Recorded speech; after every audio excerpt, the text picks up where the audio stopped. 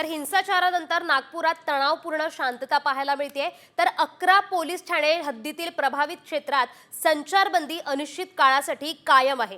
हिंसाचार प्रकरणात नागपूर पोलिसांनी 1200 लोकांवर गुन्हा सुद्धा दाखल केलाय। तर नागपुरातून सविस्तर आढावा घेतलाय आमचे प्रतिनिधी पराग ढोबळे यांनी। पाहूयात। कॉमस्कोर नुसार आता isakal.com आहे देशातील नंबर 1 ची मराठी न्यूज वेबसाईट। प्रत्येक अपडेटसाठी isakal.com ला नक्की भेट द्या। नागपुरात कर्फ्यूचा आज तिसरा दिवस आहे। हिंसाचार सोमवारी रात्री घडली होती, त्यानंतर कर्फ्यू जो आहे संचारबंदी चालू करण्यात आली होती। नागपुरातील 11 पोलीस स्टेशनमध्ये जर खरं तर ही संचारबंदी लागू आहे आणि आता मी ज्या भागामध्ये आपण पाहू शकतो याच ठिकाणी खरं तर मोठ्या प्रमाणात गोठमार झाली होती। त्या भागातील हे सगळे दृश्य आहे।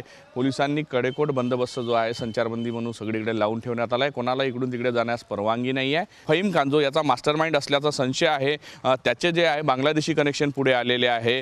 1200 लोकांवर खरं तर गुन्हा दाखल झालेला आहे आणि ह्या सगळ्या प्रक्रिया जी आहे आता सायबर विभागाकडून वेगवेगळ्या पोस्ट जे आहे ते तपासले जात आहे। 6 गुन्हे कालपर्यंत दाखल झाले होते। काल मध्यरात्री 7 वाजता सायबर विभागामध्ये आणखी एक कलम 152 अंतर्गत गुन्हा दाखल झाला आहे। त्यामध्ये देशद्रोहाचा संदर्भ जोडला जातो। ज्या पद्धतीने कट रचण्यात आला होता ह्या सगळ्या कॉन्फरन्सचा, कारण की बांगलादेशमधून सगळ्या काहीतरी पोस्ट होत्या त्या सुद्धा व्हायरल झाल्या होत्या, त्या सोशल मीडियाच्या माध्यमातून सापडल्या आणि या सगळ्या अनुषंगाने जो आहे पोलीस आता तपास करते आहे। व्हिडिओ जर्नलिस्ट सौरभ भोलेसह पराग ढोबळे, साम टीव्ही न्यूज, नागपूर।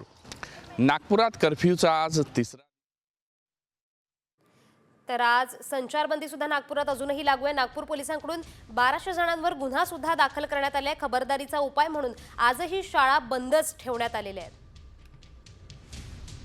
दंगलीनंतर नागपुरात तणावपूर्ण शांतता पसरलेली आहे। 11 ठिकाणी संचारबंदी कायम करण्यात आलेली आहे। शाळा सुद्धा आज नागपुरातल्या बंद आहेत।